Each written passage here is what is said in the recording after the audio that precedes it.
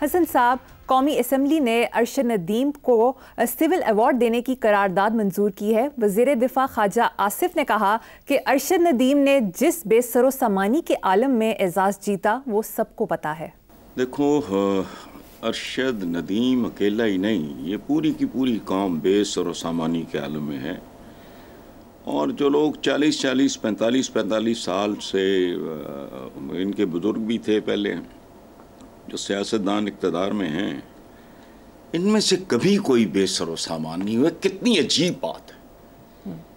जब इन्होंने, देखो बात सुनो, एक तो इन्हें कोई प्रोफेशनल आदमी होता है, ये है हुआ सियासत तो कारोबार नहीं है, बिजनेस तो नहीं है, ये तो एक सोशल सर्विस है।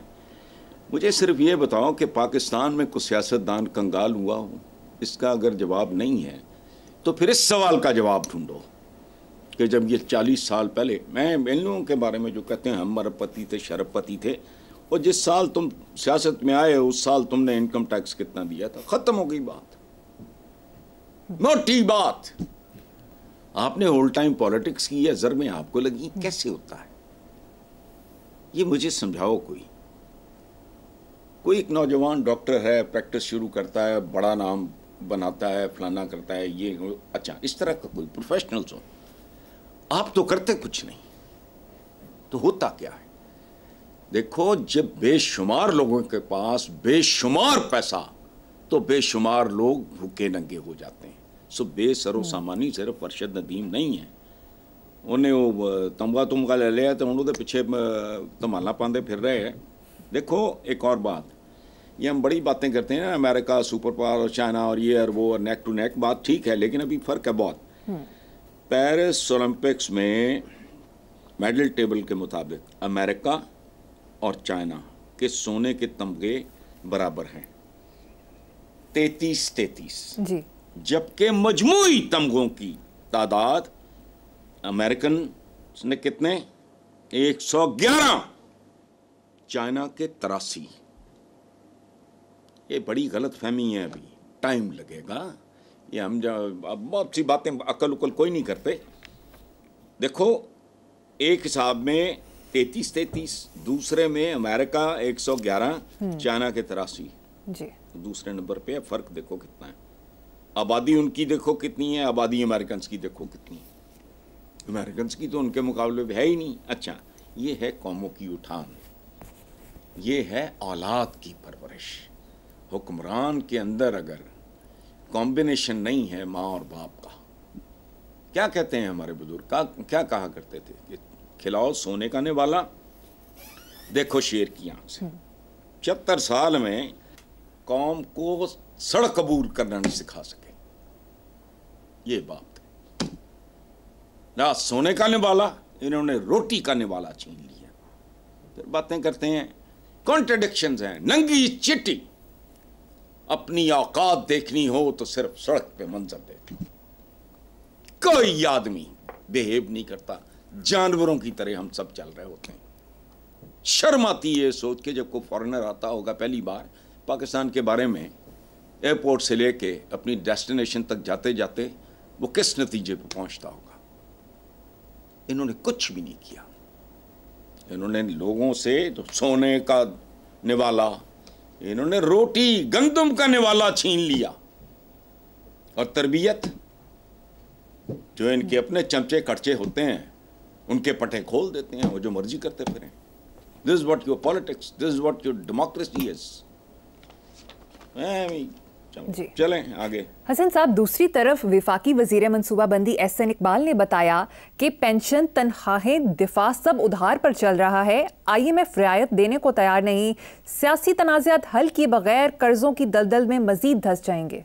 अच्छा, जो बात उसने की है, बात तो बिल्कुल ठीक है और इससे बच्चा बच्चा वाकिफ है। अब इसमें एक सवाल बड़ा दिलचस्प पैदा होता है कि सियासी तनाज़ात हल करो, करो, किसने रोका है? अपने ये जो वारदातें हैं, फॉर्म 47 टाइप, इनकी टोपियां बना के पहनो, घरों घर ही जाओ। सुनो, सियासी तनाज़ा, कौन सा तनाज़ा मुझे बताओ? कोई तनाज़ा नहीं है, बदनीयत ही है। बददयांती है, खयानत है, कोई तनाजा नहीं। जो जीता है, जो भी काला चोर आ जाए, ये दोरी तेरी गेम करते हैं। मुझे करने वाली बात है क्या सियासी तनाजात भाई, तुम्हें नहीं पता। अब बात सुनो, ये वो लोग हैं जिनसे मैं कभी ये नहीं कहूंगा कि कुरान पाक के पे हलफ दो। मैंने कहूंगा अपनी औलादों के सर पे हाथ रख के कह दो, मैं मान जाऊंगा कि कोई हेरा फेरी नहीं हुई और ये बिल्कुल ठीक है। उसके बाद मजाल है मेरे मुंह से कभी सुनो तो जो सदा चोर की मुझे, इनका सच भी झूठ होता है। बात सच्ची कर रहा है लेकिन झूठी कर रहा है, कमाल की बात। नेक्स्ट खबर पे चलते हैं साहब। पिछले दिनों चेयरमैन वापटा lieutenant general retired Sajjad Ghani के हवाले से बयान रिपोर्ट हुआ कि आईपीपीस मुआहदों पर नजरसानी मुमकिन नहीं तो महंगी आईपीपीस खरीद लें। ये इट्स अ ब्रिलियंट आइडिया। बाजार तो ख्याल अच्छा है, मैं तो इस धंधे और काम से वाकिफ नहीं हूँ, लेकिन बाजार एक लेमैन के तौर पे मुझे तो बात अच्छी लगी। लेकिन क्या ये अपनी जायदादें बेच के खरीदेंगे, क्या अवाम को बेचेंगे? फिर मुझे ये बताओ बस। अवाम को बेचेंगे तो जिंदा बेचेंगे, वो गुलामों की मंडियों का तो रिवाज नहीं है क्या? मतलब खरीद लें, खरीदने के लिए तो कुव्वत खरीद चाहिए, वो है नहीं। क्या दे के खरीदोगे? सॉवरेंटी पे तो कॉम्प्रोमाइज नहीं हो सकता। हम अपनी जो खुद कफालत या ये वो तो सारे ख्वाब हैं, ठीक है। क्या बेच के खरीदोगे? ये आईपीपीज वाले जितने भी लोग इन्वॉल्व हैं, इनकी जायदादें फरोख्त करो। अवाम को बेचोगे मिलेगा कुछ नहीं। भुखियां लंगियां नूं किसी ने लैके करना की है? ये तो ढंग की लेबर भी नहीं कर सकते। अब मशवरा अच्छा है कि खरीद ही लो भाई, लेकिन उनको क्यों ना बेच दो जिन्होंने ये आइडिया फ्लोट किया था। ये पता कैसी बात थी कि जी लोड शेडिंग हो रही है। भाई मैं कह रहा हूं मुझे बहुत तकलीफ हो रही है, तो तकलीफ से निजात के लिए मेरी गर्दन काट दो। ये वो काम था। लोड शेडिंग ये बहाने करते हैं ना, ठीक करते हैं। ये हल था उसका कि एक बंदा है वो तकलीफ से बेचैन है, बजाय इसके कि तुम उसका ट्रीटमेंट करो, उसकी सर्जरी करो, कोई ऑपरेट करो, कोई उसका जो भी कोई सल्यूशन है वो करो, तो उसकी गर्दन काट दो और कहो कि मैंने इसको दुख से निजात दे दी।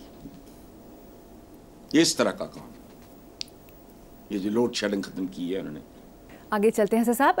DG ISPR lieutenant general Ahmed Sharif Chaudhry ने कहा कि 9 मई पर मौकिफ बदला है ना बदलेगा। फौज अशराफिया नहीं, जिस अशराफिया का काम तालीम, सेहत, रोजगार देना है उस पर कोई सवाल नहीं पूछता। बहुत खूबसूरत और बहुत बुनियादी बात की है। कोई जज, कोई जर्नैल, कोई बड़ा फनकार, कोई बड़ा इंजीनियर, कोई बड़ा टेक्नोक्रेट, कोई बड़ा इकोनॉमिस्ट, वो मेरे तुम्हारे वोट से आता है, वो अपनी हिक के जोर पे आता है। लगी हुई ये तस्वीर पाकिस्तान मिलिट्री एकेडमी में, कभी देखता हूं दिल खुश हो जाता है। काकूल एकेडमी की छोटी छोटी उम्रों के कांगड़ी से बच्चे बैठे, ऐसा डिसिप्लिन, ऐसी खूबसूरती, हिक के जोर पे आते हैं। यहां तो 100% हिक के जोर पे आते हैं। जज जो जुबड़ा नहीं तो फिर कोई चैम्बर चल जाता होगा। क्या बात है यार, तालीम नाम की कोई चीज नहीं, ना सेहत है ना रोजगार है। ये अशराफिया नहीं, ये को साहबजादा याकूब अली, वो भी एक प्रोसेस के थ्रू जान मार के कितने लोग हैं जो टॉप तक जाते हैं। को मेजरी तो फारग, को कर्नैली तो फारग, को ब्रिगेडियर तो फारग, को फलाना कर करा करा करा के एड़ियां रगड़ रगड़ के जान हथेली पे रख के, वो तो मेहनत कश है। ये हैं असल असल चोर। 33 साल हो गए ये बात करते हुए। देखो बात सुनो, इस मुल्क का सियासतदान अगर दयानतदार होता, मेहनती होता, काबिल होता, जो कुछ हुआ कभी ना होता, अपनी औकात में रहता। ये खुद आइन को मारते हैं दौलतियां, फिर जब उसको पड़ती है चपेड़ फिर ये मारते हैं चांगड़े।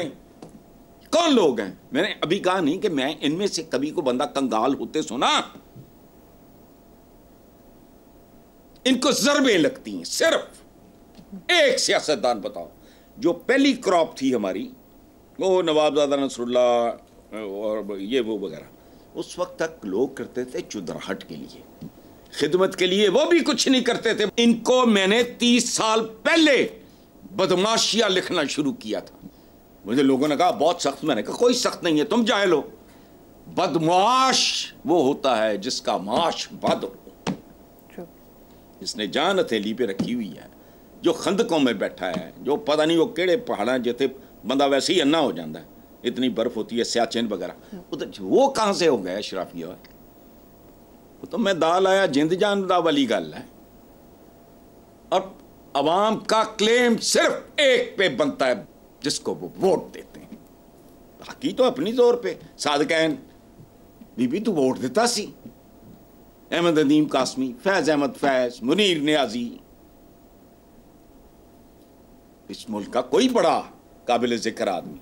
ये जो अभी अरशद नदीम हो रही है आजकल, 6 महीने बाद किसी को नाम नहीं याद होना उसका, अब इसी तरह के लोग हैं। ये वोट लेके उसको तमगा मिला वहां। नो, मेरा किसी पे कोई क्लेम नहीं है। कोई जज भी अगर खाए ना तो मेरा कोई क्लेम नहीं।